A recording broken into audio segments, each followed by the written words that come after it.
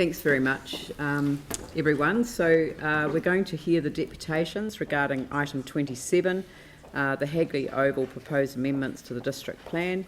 And there are a number of deputations, so I'd like to invite first Christchurch Civic Trust, Professor Chris Kisling, to come forward.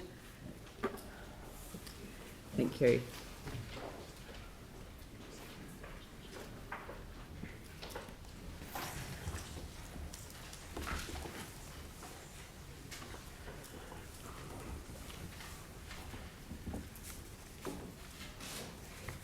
Good afternoon.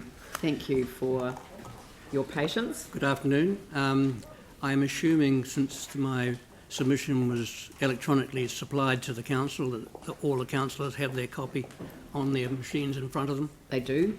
Thank you. The Christchurch Civic Trust thanks the Christchurch City Council for this opportunity at very short notice, but not the council's making, to comment upon the City Council staff report on Regenerate Christchurch proposal under section 71 of their Act. My comments actually cover four pages, which is probably more than necessary, and I'm going to concentrate on that first page. We, the Civic Trust, supports particular observations and reservations made by the Christchurch City Council, their appraisal of the Section 71 proposed plan to change the Christchurch District Plan that has been referred to it by Regenerate Christchurch on behalf of Canterbury Cricket Trust. That's because the CCC is one of the strategic partners. We believe that the use of the Section 71 process under the GCRA is totally inappropriate.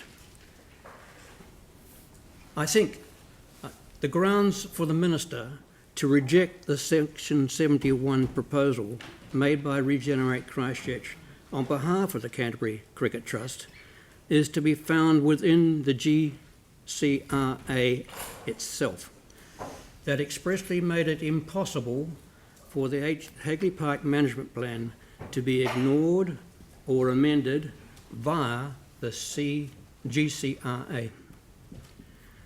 The City Council response to Regenerate Christchurch does not flag this fact in its discussion of the Hagley Park Management Plan and relevant legislation in paragraphs 4.10 to 4.13 in the document, and in the Council response to the Regenerate Christchurch. This may appear to leave open that the Hagley Park Management Plan can be amended or ignored if the Minister chooses to disregard the Reserves Act in consideration of the Section 71 proposal. We request that the City Council's response to Regenerate Christchurch, to be considered by Council today, is edited to include highlighting the inextinguishable role of the Hagley Park Management Plan as embedded in the GCRA legislation. And the rest of that page quotes in bold those parts of that Act which emphasise how you can't mess with the Hagley Park Management Plan. Tellingly, the Hagley Park Management Plan prevails where there is any inconsistency between it and a regeneration plan, section 63.5. Clearly, the intent expressed in several places in the Greater Christchurch, the CG, the Act, the Regenerate Act, that was passed unanimously by Parliament, including the Honourable Megan Woods, now Regenerate Minister, is that Hagley Park has special status which is not to be ignored. Now, with no case law surrounding the Section 71 proposal, it is pertinent to read Hansard to fathom the mind of Parliament when they debated, then passed this bill into law. We've done our research on that, and I believe another deputation before you today will actually go into some of that Hansard detail. But Section S63(1)(e) 4 pertaining to management plans approved under Section 41 of the Reserves Act 1977, the clause contains the words, "with the exception of the Hagley Park Management Plan." It's getting very clear that you can't mess with the Hagley Park Management Plan. Further, in Section 71(3), the words, "but not changes or variations to the Hagley Park Management Plan under the Reserves Act 1977, which makes it abundantly plain that the Regenerate Act cannot mess with the protections provided for Hagley Park in its statutory management plan, i.e. the Hagley Park Management Plan. These clearly expressed clauses, as inserted in their Act, protect the Hagley Park Management Plan and are sufficient to kill the use of this Section 71 approach to change things for the CDP.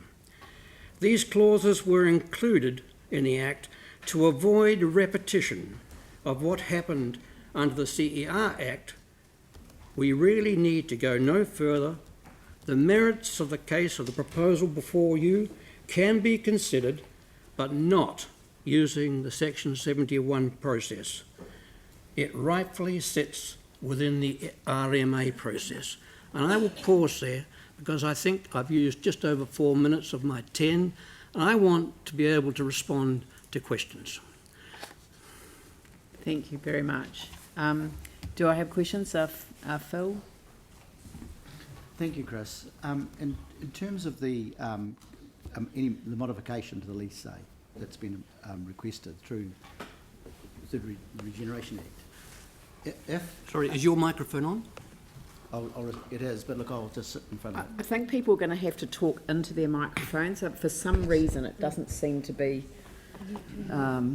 working so well. And we'll dock 30 seconds. So, thanks, Chris. Certainly. So, in connection with the Reserves Act, say, that the park is under, if council were to incorporate in our process hearings, so that in fact this hearings process, so that in fact this application could be addressed, is that something that you believe might be fair?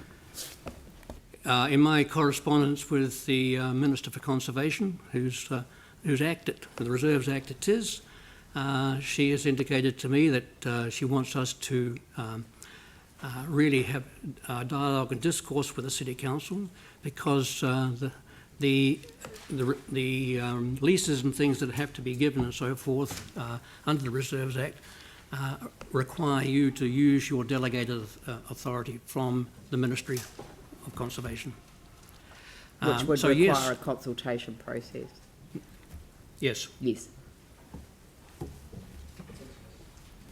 Thank you. Other questions?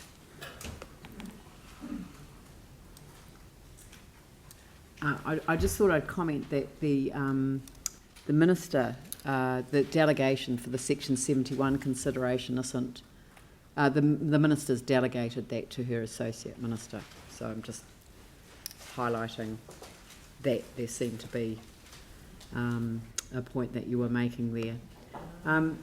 If the outcome of, and I think it needs to be very clear what the process is. So, and we'll have Regenerate Christchurch come and describe that before we turn to the actual paper itself. But the role of the council is to provide explicit feedback in terms of the statutory obligations that we have to provide that feedback to Regenerate Christchurch. You're asking us to highlight in a more explicit terms than the current proposal is the requirements of the two elements of the framework. One, the Hagley Park Management Plan and the Reserves Act, and you're saying that should be specifically called out right at the very outset of the advice that we provide the Minister. Yes, that's precisely what I'm asking for. Right. That's pretty clear. Is there anyone else?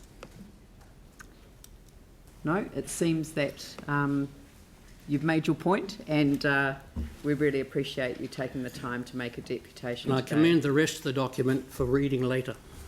Oh, well, I think a number of us have already read it, so thank you very much. Thank The next is Canterbury Cricket Trust, Lee Robinson, Sir Richard Hagley, Stephen Bock and Debbie Hockley. And again, there's documentation and documents presentation already provided.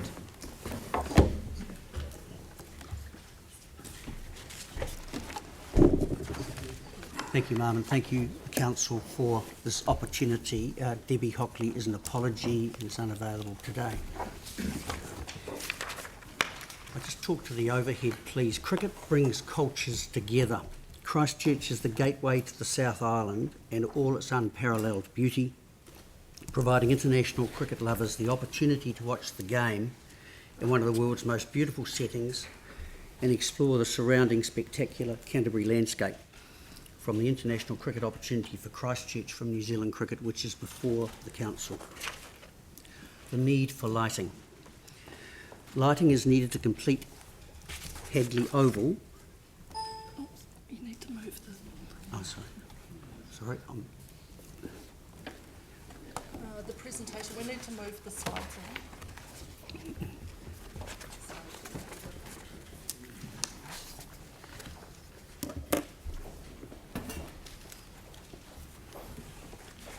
Excuse me. See, you just click. Oh, yeah, right. Thank you. Okay, thank you. Yeah. Not working?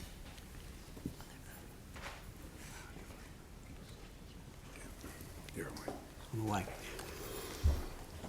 Lighting is needed to complete Hagley Oval as the anchor project and the first anchor project in Christchurch post-earthquakes. Without lighting, Hagley Oval remains a two-tier venue.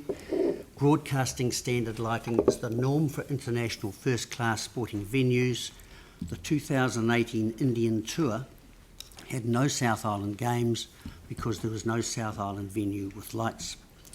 India is a 705 million viewer market.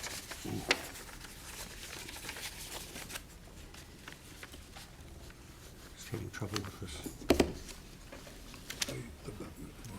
It's not working.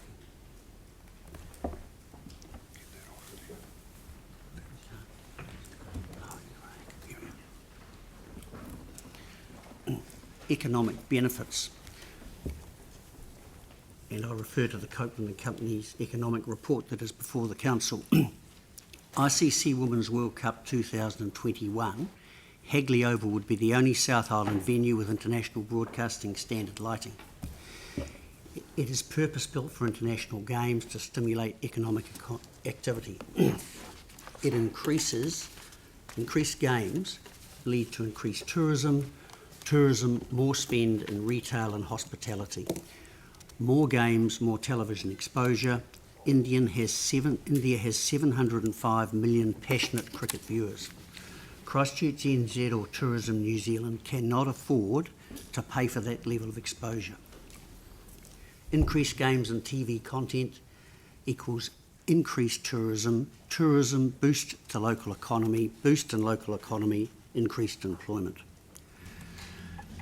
ICC Women's World Cup in 2017 in England. 50 million viewers for group stage matches. 79 million viewers for the entire tournament. 222 million viewing hours. 189 broadcast markets. 31 match broadcasts. A sellout final at Lord's. 50-50 male-female split on all match attendances.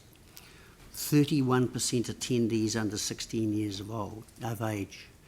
30,000 visitors to fan zones outside of the venue. No lights means no semi-finals or finals for Christchurch. No lights means no India games and probably no England games. No lights, 4, probably 5 games lost. No lights, relegation to Tier 2 venue, and the risk that Christchurch will become a Tier 2 city. International Cricket World Cup is 7 times larger than Rugby Women's World Cup in terms of broadcast exposure. the Women's World Cup visitor spending of 7.9 million. Where's this? No, it's not.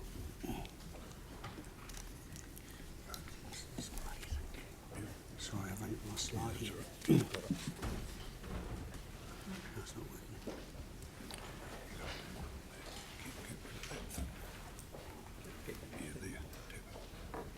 This one? Yep. Amendment to the district plan. Completion of first generation anchor project Hagley Oval. Opportunity to host a semi-final and final of largest women's sporting event in New Zealand history. Christchurch firmly back on the world cricketing stage. A legacy for generations without the amendment's potential degradation of Hagley Oval. Timing issues. Requirement for lighting for major tournament games only known late 2018, despite the report lodged with Council. 6 fixed lights instead of 4 retractable only known earlier this year, and our record will prove that's the case. November 2019 deadline for Cricket World Cup 21 hosting bid. Regenerate is the only process to meet that World Cup deadline.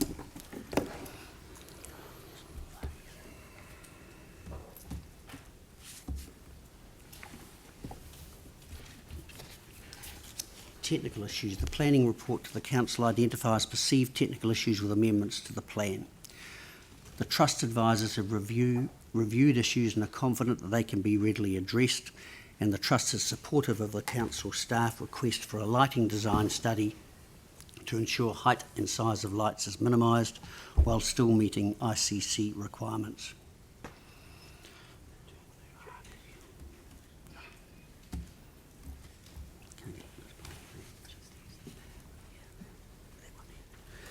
Regenerate Christchurch. The Regenerate process is, in our submission, the appropriate forum for this application.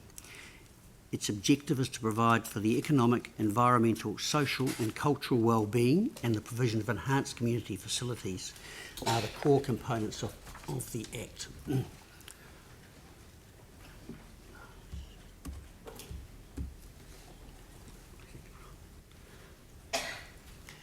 Let's make it happen. Let Christchurch grasp the opportunity to complete Hagley Oval in accordance with the original objective to provide an all-purpose venue for Christchurch. Christchurch NZ, the Airport, Christchurch International Airport Limited, Sport Canterbury, Hospitality New Zealand, the Employers Chamber of Commerce and ARA have written endorsing and supporting this application. Thank you for that time. Thank you. Did anyone else want to present? Yes. Yes, Steve. Thank you. Your Worship, councillors, thanks very much for the opportunity to speak to you today. My name's Stephen Bock. I'm the immediate past president of New Zealand Cricket. I'm a former Canterbury representative and a New Zealand international cricketer, or former, as you can obviously see.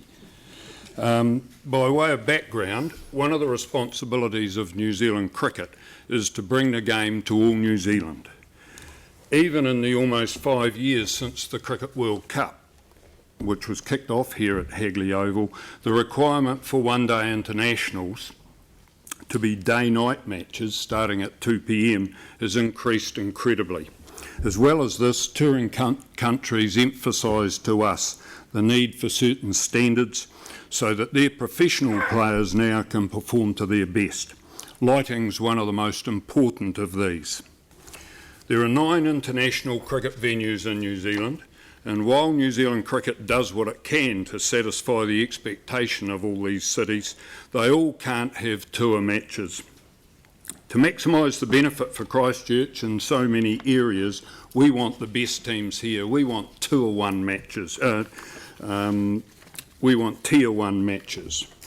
Without going into further detail about the economic benefits, which will be spoken ad nauseum, I expect, the need for our children and grandchildren to see their New Zealand and overseas heroes in person drives their enthusiasm And the ability for them to play on the same park on a Saturday morning is incredibly motivational.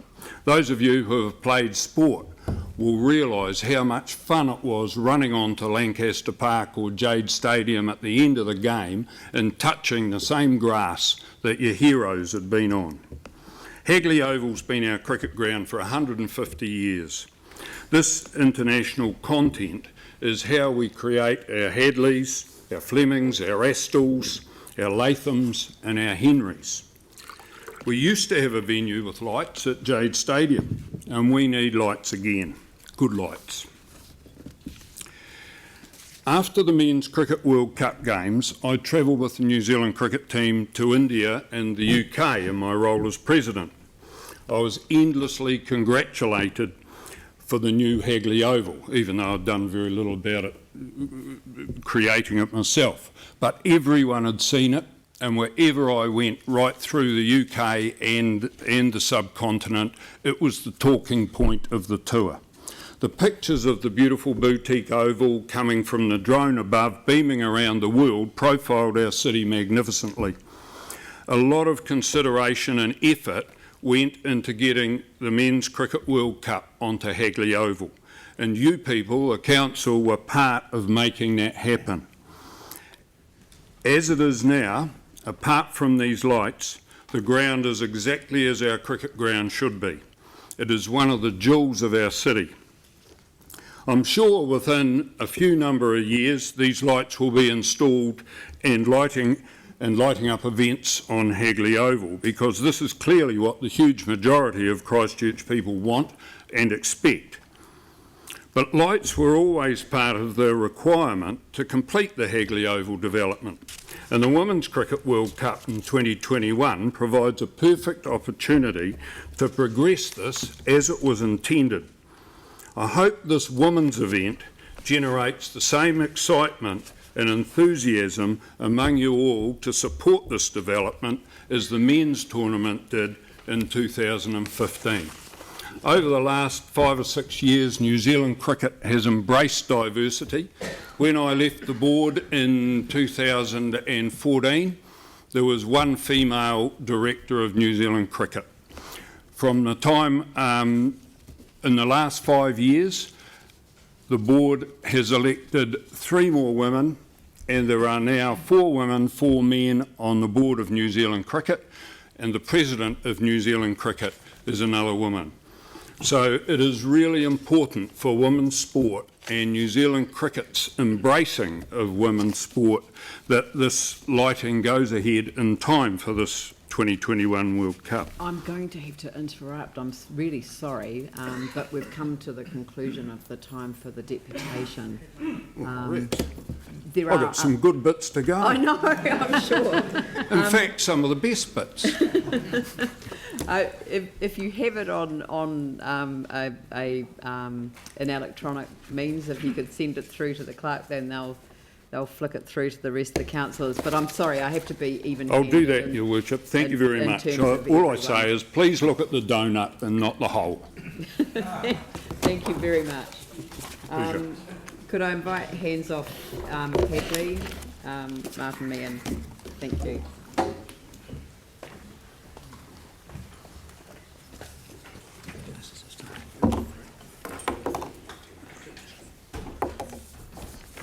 Good afternoon, welcome. Good afternoon, thank you. I'd like to speak on behalf of Hands Off Hagley and actually speak in support of the Christchurch City Council planners and their feedback on the Regenerate proposal. There's much in there that really needs thinking about.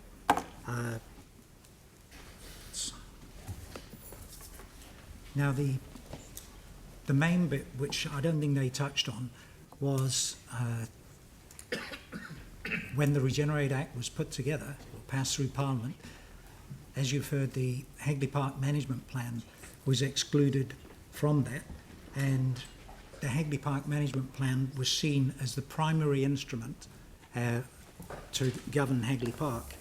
And I'd just like to quote, if I may, from Hansard, from the Honourable Megan Woods, as she is now, when she spoke to this in Parliament, and she said, but what we are saying is that when it comes to Hagley Park and the protections that have been built up over that piece of land, it's actually time to return to business as usual.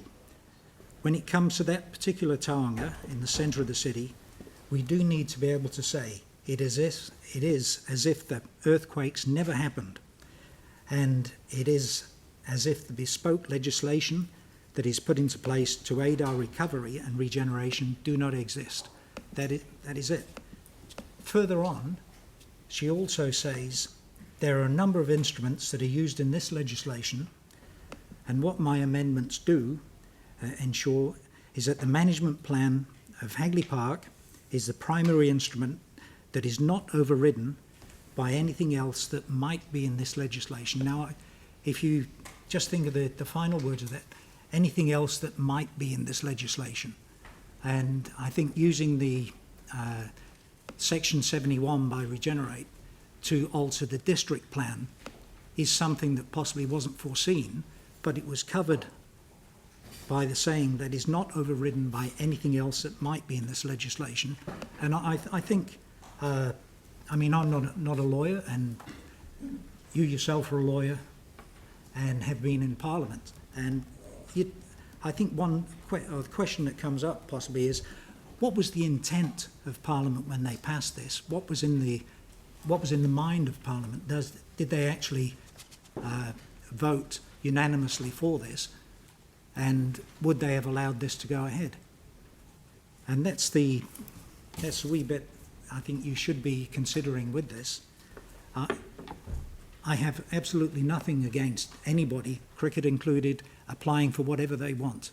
It's a free country, but I do feel that in this case the Regenerate or the RMA process should be used because this will allow proper evaluation of the environmental and amenity views and the impacts, and the Regenerate or the Regen Act has no requirement for such evaluation.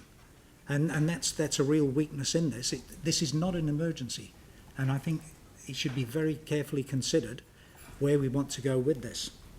I mean, cricket are a special interest group within a much wider community, and their focus is on one sport, and the lighting means increased income, so I guess there's a lot of financial gain to be had there, even though it's to be used for their sport. Nobody's making any money personally, I guess.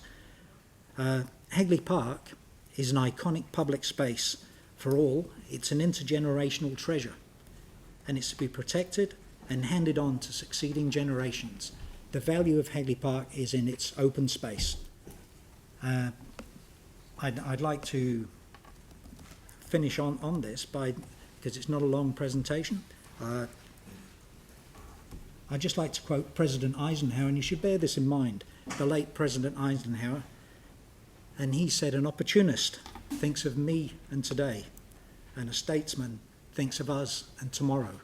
And I think I'd be really pleased if the City Council took the statesman-like view and actually took the long view and thought of Hagley Park and what it's going to be like in 100 years' time and beyond. Thank you. Thank you. Just a question in relation to the this particular issue, because the council's role in this is not as decision maker. So we're not making a submission on the issue. If we were the decision maker, we would be having a public consultation, because we would be required to, but actually we would want to. We would want to hear from the public, because there are two issues that sit in balance. One is the issue that you have clearly and well articulated, which is the environmental impact of the lights on Hagley Park, and the value of the open space as protected by Parliament through the exemption that sits with the Hagley Park Management Plan. But on the other hand is this incredible opportunity that comes with a particular game, a particular tournament that creates an enormous opportunity to showcase the city on the world stage, as we did with the Men's Cricket World Cup, because that was an extraordinary opportunity again in that regard. So, so how do you feel about asking the public for their view? I mean, you've expressed a view that it's the majority who believe this, and the Cricket have expressed a view that the majority believe this. How do we actually ask the community whether they want to balance the trade-off, one side or the other? I think the first thing you do is sort of ring the bell with the minister and say that the City Council supports the planners and you do have concerns, and then we go back and we can do the RNA, and you will get a lot of opinions, and that's fine. That's how good decisions are made, and you just have to weigh that up. And I honestly have never claimed that majority don't want this. They may well do, but I have no way of knowing that. But we're not in an emergency situation. World Cups come around, to be honest, fairly frequently. I mean, we have World Cups for under-19s, under-21s. You name it, we've got a World Cup for it. So the chance will come again. We will get World Cup games in all likelihood, with or without lights, just not the big game. But, you know, is it worth that? Are you going to sell Hagley Park for a little bit of exposure? And I know we need, if you know, the lights have to be upgraded for television, but the original lights were supposed to be the bee's knees. That was the state of the art as well, and now they're not. So if in 5 These are the retractable ones. yeah, the retracts. So if in 5 years, Which have since they're proved to not be satisfactory, inadequate in the Lord's setting. how long till the next set of demands come? And in the end, I think you have Hagley Park being managed by the ICC and the television and broadcast companies, and it's the responsibility of the City Council to look after Hagley Park, and as I say, pass it on to the succeeding generations as an open space. Are there any other questions? Look, thank you very much Thank for you. your deputation. We'll move on to the Canterbury Employers Chamber of Commerce.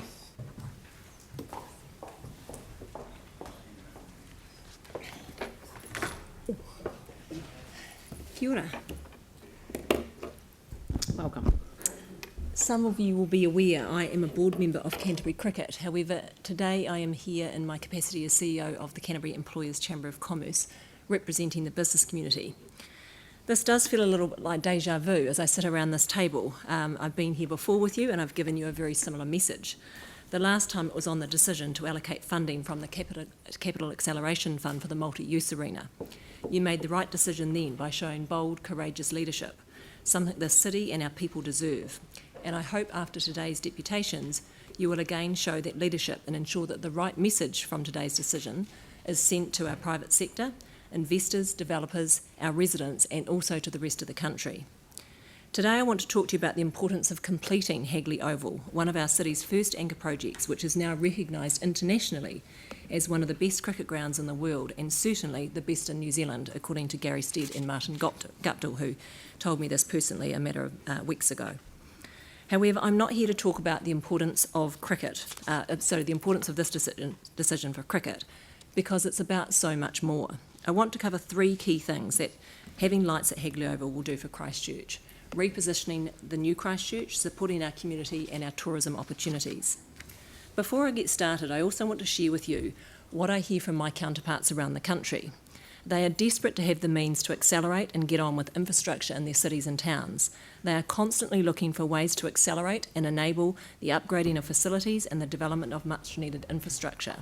They are truly envious of our ability to fast track and accelerate our regeneration through the Greater Christchurch Regeneration Act. We were given this tool for a reason, but there seems to be a reluctance to use it. The city has been through a lot. We have made strong progress, but let's not fool ourselves. We have some way to go. We have a small window of opportunity left to make the full use of the tools we were given to not only complete, but accelerate the regeneration of the city and our facilities through the use of this Act. You've seen the economic report, and by the way, the additional 50,000 visitor nights and an increase in visitor spending estimated to be just shy of $8 million should not be taken lightly. You've read and heard about the ICC rules changing. That happens in the world. Changes occur on a regular basis. But I'm not here to repeat those messages. I am here to talk to you about maximising the opportunities from one of our city's assets that both the council and people who are passionate about this in our city, many of whom you've heard from, some of them are sitting behind me, and others have been passionately involved for a long period of time. And I'm not just talking about through money. I'm talking about time, commitment to seeing projects eventuate, and all in the best interest of our city, of our young people and our overall residents of Christchurch. These people have remained committed and loyal, never giving up for what they believe is right for the people of Christchurch, the South Island's largest city, and what they deserve. It is so important that all of you recognise the wide-reaching benefits and not just look at the obvious ones that a business case may be presented on.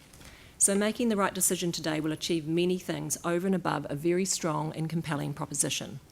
I want to highlight the contribution that Hagley Oval and international fixtures bring to this city and why it is so important for you to once again show that bold leadership in supporting the use of the Greater Christchurch Regeneration Act.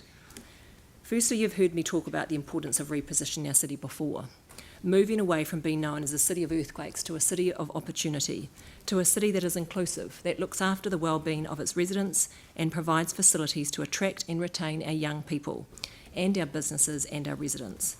We know just how important it is to not only retain businesses in the city, but to also attract new business. As without a strong local economy, this city will fail. We must have a council that supports and enables economic growth and understands how these connect in with strong community outcomes. What we know right now is that Christchurch's relevance is fading, and we are losing market share on the national economy. Growth is slowing, business confidence is slowing, and so too is investor confidence. You have the opportunity to make a strong contribution in turning this around by making the right decision today. So what does all this have to do with lighting at Hagley Oval? Having lights at Hagley Oval will ensure we can continue to host international fixtures that help us put the new Christchurch on the world stage. National and international broadcasting of these games will provide us with a platform to do just that.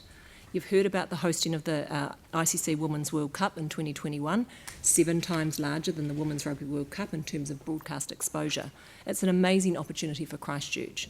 For example, 709 million cricket followers in India alone. That provides a great opportunity to showcase Christchurch. India is a key trading market for Christchurch. It's also our second largest market for international students. The economic contribution from those students alone is 46 million to Canterbury. Moving on to supporting our business community. You all know the importance of a vibrant central city and the impact that has on the wider city and our community. The commercial benefits of having international events in Christchurch cannot be understated, and the impact is far and wide. For example, the last Test match against Australia, held at Hagley Oval, was attended by 22,000 people across the match days. The contribution those attending made to our local economy, including our taxi drivers, our Uber drivers, our hotels, our motels, our bars, our restaurants, those who provide jobs for our young people, who we're desperate to retain, our students who contribute to our economy, to the food producers who supply the restaurants, to the staff they employ who grow or manufacture the produce. This whole supply chain is reliant on the sorts of commercial benefits these international events bring to our city. Moving on to tourism, there's huge opportunity to grow the visitor economy in Christchurch through Hagley Oval. Aside from the obvious commercial benefits having international events in the city brings, cricket provides businesses with an opportunity to showcase and connect with international visitors. Countries with strong cricket associations align with Christchurch's core markets for business and tourism: Australia, the United Kingdom and India. International media exposure through hosting international games provides a unique opportunity to reinforce and sell the new Christchurch story. The 2019 and 20 season is a prime example of this, with the Black Caps playing 4 tests, 13 T20s and 3 ODIs in New Zealand this coming summer. Not having lights would mean Christchurch, our residents, our young and our not-so-young sports people, and our business community would miss out on hosting key fixtures each and every summer in the future. We owe it to the people of Christchurch to think broadly, to make use of the very tools we were given, to not only give the people of Christchurch back what they lost, but to go beyond that. We must not settle for going backwards like has been suggested when we have a unique opportunity ahead of us. To ensure that we can continue to provide a strong quality of life, a great place to do business, somewhere our residents, including our youth, are proud to call home. Christchurch has a bold new vision, provides a quality of life second to none, and we are well on our way to an exciting future as a city of opportunity, and the Hagley Oval precinct is a key part of that proposition. You have an important decision today and a choice to make about what type of legacy you wish to leave for today's residents and our future generations to come. Let's not limit our opportunities by being risk averse and trying to find reasons not to use the tools we have available to us. Now is the time to be bold. Aim for being the best city in New Zealand with the best facilities and the strongest economy and quality of life that our residents deserve. Thank you. Thank you. Phil? Thank you very much, Leanne. And I guess you've really presented the economic contribution and I guess like a business case around the application. And you'll be aware, though, too, that as a council, we now have to consider the four wellbeings, and so it includes economic and social. So I'm just wondering, from your perspective, in what ways would the environmental impact be mitigated or limited? Yeah. So look, my understanding, Phil, is, and I have presented, I guess, an economic benefit, but I think it is wider than that. I hope I articulated that through some of the messages that I provided. In terms of the environmental impact, the consents have been granted for the retractable lights. Now, what we now know is those retractable lights will cause more damage to the environment than the very new lights that we are proposing get passed through under the new Act. So I think there is some confusion around that, and this is not about damaging the environment. Hagley Oval is there. This is about ensuring that we finish the completion of Hagley Oval and we make sure that we maximise the benefits from that facility that the council and people behind me have invested in for all of Christchurch. It's not just about people that play cricket. It's so much wider than that. Thank you. I think you're trying to help us understand that that the decision in front of us is not about whether there are lights there or not. The decision is whether the Section 71 process is appropriate as over the RMA process. Yep, that's absolutely right. We have the ability to use the Act.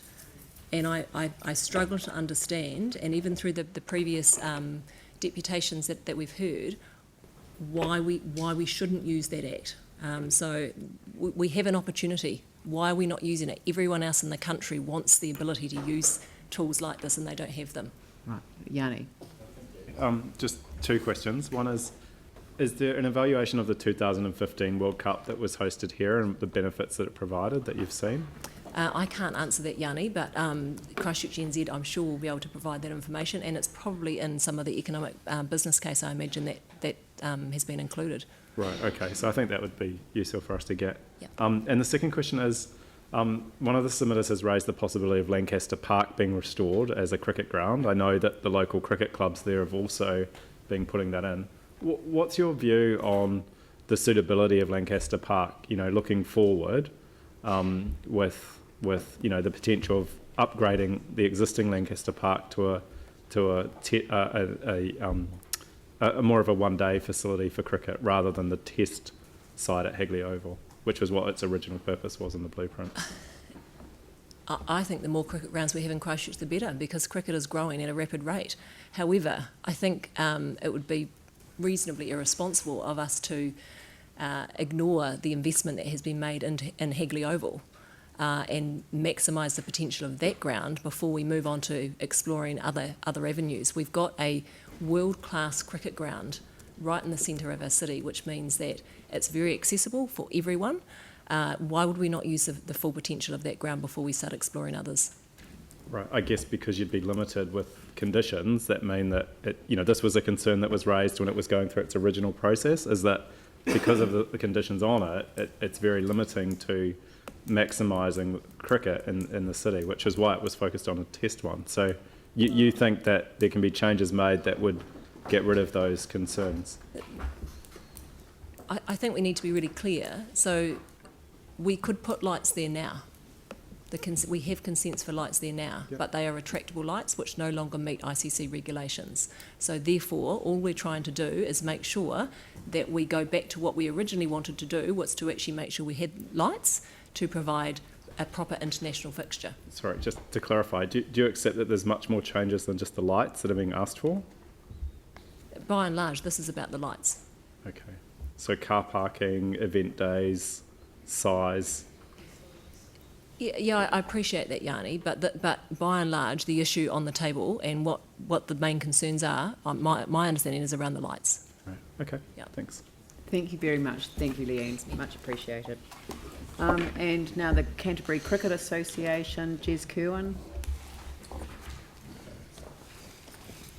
Richard. Thank you. Your Worshipful Mayor and fellow councillors, thank you for your time this afternoon. And I think just to put some context, due to Stephen's verbosity, I'm actually going to share the stage with Sir Richard as well, so he can get his chance to have a chat. That's all right. I want to take you back 6 weeks, Sunday 14th of July 2019, the venue Lords, the Cricket World Cup final.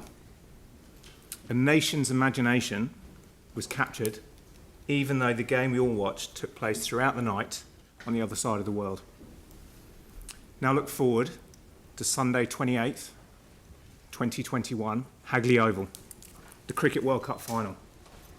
Once again, a nation's imagination is captured, but this time it's in our time zone, in our country, in our backyard.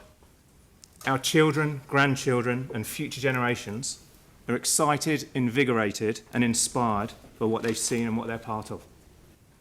In 2017, 180 million people across the world watched England beat India in front of 26,500 spectators at a sold-out Lords in the Women's World Cup final. With the continual growth of the women's game and the development of all the digital platforms out there, that figure is absolutely sure to increase for 2021. During last summer, and this one coming, India visited and are visiting these shores. Unfortunately, due to their TV requirements and our lack of lights, cricket fans are not able to see them play either T20 or 50 over cricket, which are the most popular formats of the game, anywhere in the South Island. Looking into the future, the requirements for lights is only going to get more stringent and intense, to the extent that there is now an expectation for domestic cricket to be played as day-night fixtures too. You've already heard about the huge economic benefits to Christchurch and beyond, but what about Canterbury Cricket? At Canterbury Cricket, we aim to inspire through our game, to inspire the next generation of cricketers and to leave a strong, vibrant game for the future. There are currently more than 20,000 players in the region, with thousands more associated to the sport through volunteering, watching, playing non-traditional games and coaching. Our vision is to inspire people to get up off the sofa and participate in whatever way they want to. As the guardians of the game in Canterbury, Canterbury Cricket cannot afford to miss out on the opportunity to inspire the future players and fans through the lack of opportunity to see their heroes play. It's an accepted fact that society is more sedentary now. As of 2017, in New Zealand, almost 1 in 3 adults aged over 15 were considered obese. 21% of children aged 2 to 12 were considered overweight, with a further 12.3% considered obese, meaning that New Zealand now has the 3rd highest rate of obesity in the OECD. Christchurch also has a well-documented issue around mental health, and there's a sound research stating that getting people active and exercising is a fantastic way of helping to deal with these symptoms. Did you know that inactive people are twice as likely to have depressive symptoms compared to active people, and that regular exercise can reduce the risk of Alzheimer's by up to 40%? The health benefits and social benefits of sport are clear and well documented. In December 2015, the British government produced a document titled Sporting Future, a new strategy for an active nation. One of the pillars of this strategy was watching live sport. And I quote, "Experiencing live sport can be powerful and positive and is the final form of engagement we want to encourage through this strategy. People who regularly turn up and experience live sport, particularly when they support a specific team or athlete, can enjoy improved well-being or greater community engagement. It might be as a member of a supporters trust that raises money to help their club or that does good work in their local community. It might be as regular attendees at sporting events who help ensure the financial sustainability of their team and their sport by buying tickets and merchandise." I accept that as someone who's only recently made Christchurch their home, I might not fully appreciate the complexity and sensitivity around the decision you have before you. but I understand that it's a difficult balancing act.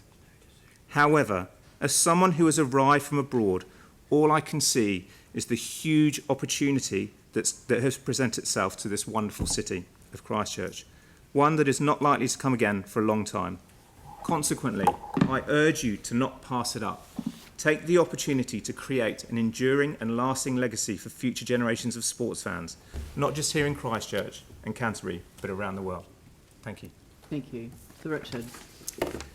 Your Worship and councillors, good to be with you. Thank you for that. I will be brief and to the point, but I might be an old, broken-down cricketer, but I can tell you I still have a love and passion for the game of cricket. In fact, the last time I sat here was with Lee Jamon about 5 or 6 years ago in Canterbury cricket, putting through submissions for the development of Hagley Oval, and the right decision was made because we know we've got a magnificent international cricket ground, and I congratulate the council on the decision that was made, but the ground is not complete. It needs to have lights, and in time we'll certainly have the indoor cricket centre as well, which we're working on. Quite frankly, Christchurch needs to be in the fight for game allocations, and I've been on the board of New Zealand Cricket for 4 years. I'm not on it now for obvious reasons. But if I was still on the board, I can assure you that I would be part of the decision-making process of not allocating top-tier games to Christchurch for the simple reason that the game has moved on. Day-night cricket and 20 T20 games, 50-over games is a reality, and I think we will see in time day-night test matches. And all too often in the last few years, and I do say this with due respect, but we have been hosting Bangladesh and Sri Lanka time and time again. Isn't it time for us to have England and India and Australia? Sure, we played Australia in a test match, but if day-night games have to be played against those top teams, we need to have those particular facilities. When you look at grounds in New Zealand that have lights, Nelson is the only ground in the South Island that has lights. Surely we want to be part of that.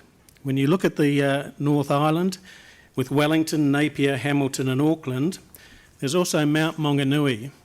And what they have done in the last few years to get their act together, to get lights installed, and they are hosting top-tier games. Again, why should Christchurch miss out? Surely as the second biggest city in New Zealand, we should have the facilities necessary to host these games. It is time to maximise what Hagley Oval has to offer. Sure, we've got a beautiful international cricket ground, but it needs to be developed further. I think the positives are obvious, and they've been made very, very clear in previous presentations. Christchurch has invested in Hagley Oval. And with the facilities that we've got, they're absolutely tremendous. And I get a lot of pleasure going down there and watching games. So just to finalise, really, we need lights. The time is right to progress the further development of Hagley Oval. And we all should be proud of what we have achieved recently, but we can go one step further. Thank you. Thank you. Look, I might start with you. I think that just from the technical issue that we have in front of us is Section 71, or an amendment to your resource consent through the RMA and ostensibly the Environment Court. So there are the two pathways. One pathway seems to provide a greater level of security, but certainly speed. But the advice that we've had, and it's been repeated here today, is that even if the Section 71 is granted, we will have an obligation as a council to sign off on a change to the lease arrangements because of the Reserves Act and the Hagley Park management plan. And as a result of that, we will be required and will want to have a public consultation about that matter. So given that sequence of events, how would you envisage us dealing with should the Section 71 process be entered into with the Minister, because I think she's got a decision point. I think she's got 30 days on referral from Regen Christchurch to actually make a decision whether to proceed further. If she makes that decision, would you be anticipating that the council would come in with a process to start the secondary role that we would play just in case, so that we're in early enough to support it? Yeah, I have to be honest that I would take advice and guidance from the trust, because they are the ones that are obviously fronting the process. From our we point, ran out of time with them. I couldn't ask them the I know. question. Well, can blame Stephen. I'm sure we'll buy you a coffee afterwards. So The answer's yes, apparently. yes, yes. Right. There you go. Thank So you. yes, there you go. Thank you. Yanni. So when was the last International Women's Game at Hagley Oval, and what women's games are forecast for the future? We haven't got any this coming season. We hosted one last season, the White Ferns against, you're asking me here, it was probably, I think, Pakistan came over as a touring side. So we have hosted them on and off. Absolutely. So just puzzled, we've got this great cricket ground. Yep. Other grounds that have not got lights, I think Dunedin Oval or Eden Park Outer Oval, they've been allocated women's international crickets, but we haven't for 2020. Is there anything else that's kind of stopping us from getting those games? So we have a limited number of major match days that we can allocate. And obviously, as there are 3-4 parties that are involved in bidding for different games. It's a group decision as to what's best for the environment of Christchurch, and a business decision as well from Christchurch NZ as well as to what we decide to support rather than just the cricket side. So this year, we haven't been allocated any for this year, but every year we do put our hat in the ring, and New Zealand Cricket decide to take the games to where they see fit. Very good. Look, thank you very much. Thank you both for your deputation. It's much appreciated. And the final of the deputations is Hospitality New Zealand, Marty Fuller, past president, and Anna Halliday, regional manager.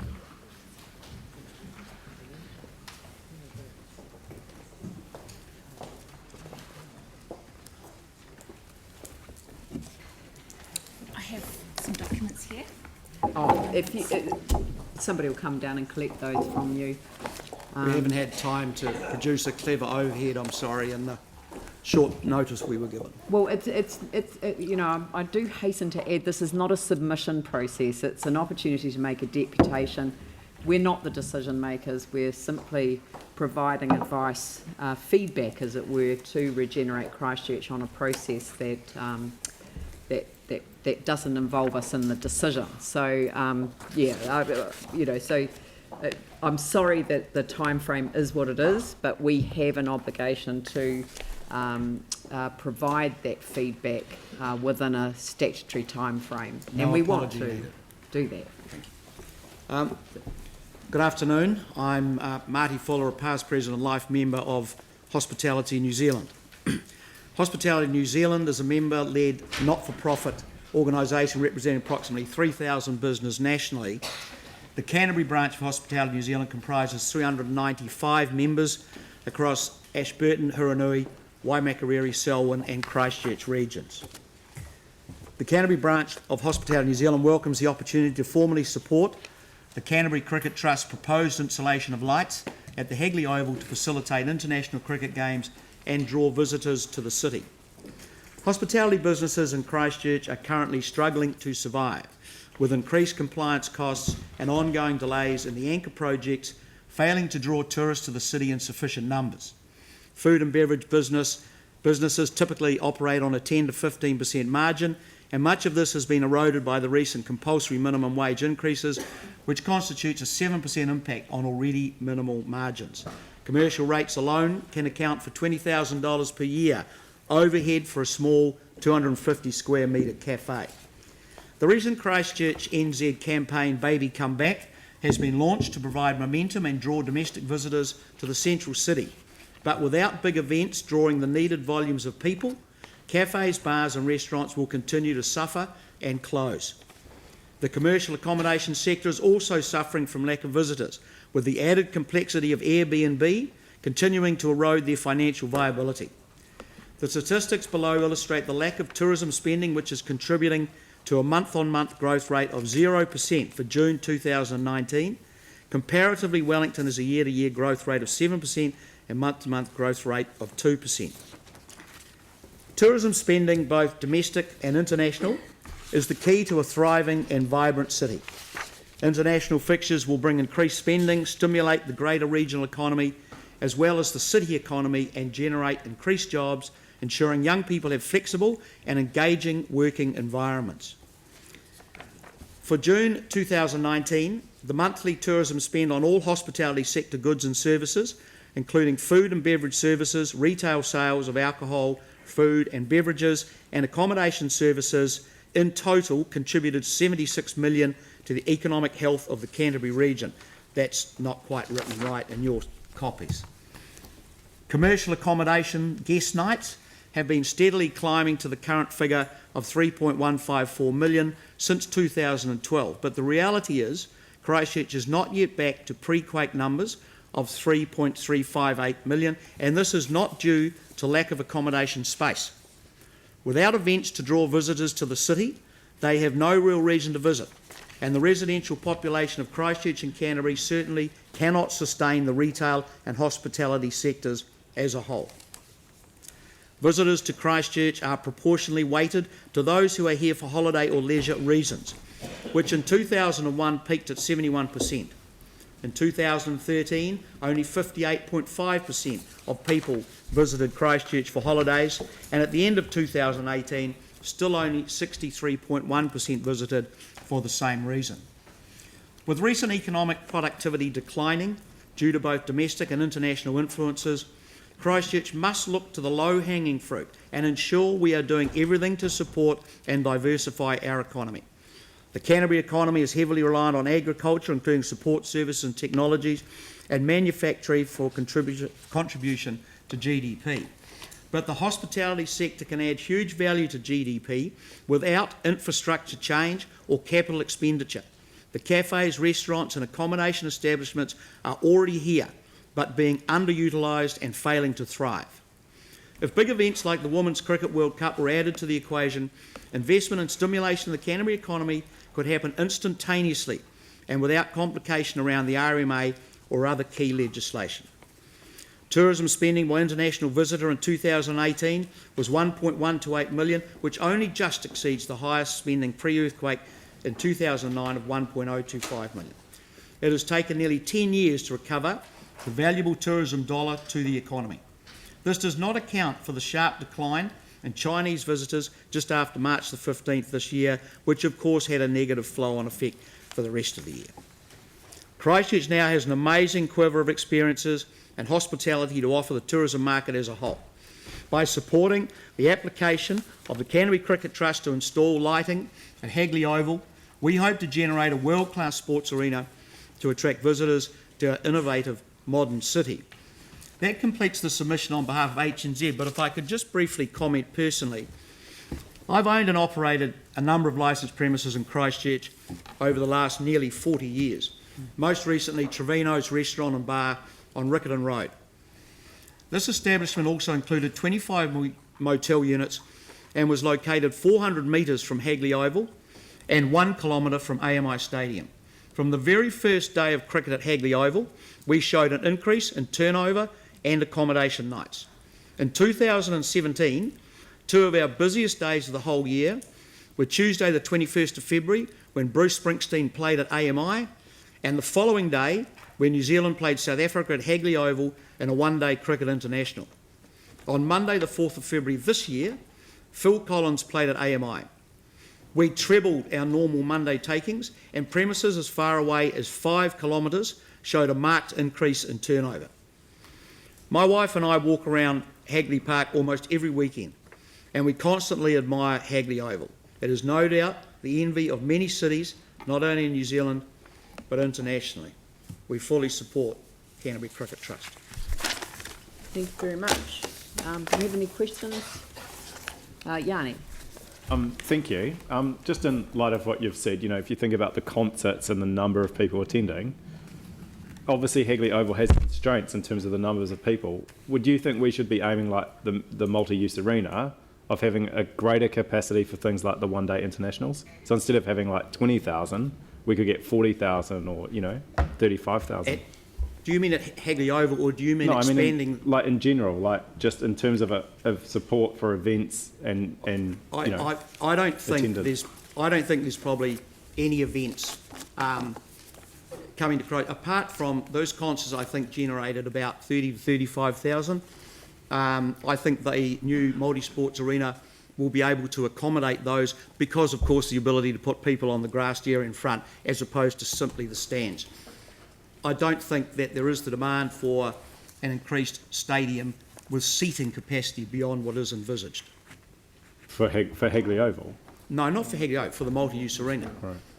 Yeah, okay. I was just mindful of things like the one-day, or the T20 between New Zealand and Australia at the old Lancaster Park, where you would have had, I think, close to 40,000 people attending. No, that figure would never have been reached. The capacity of Lancaster Park, because I was the concessionaire there for many years, was only about 34,000, Right.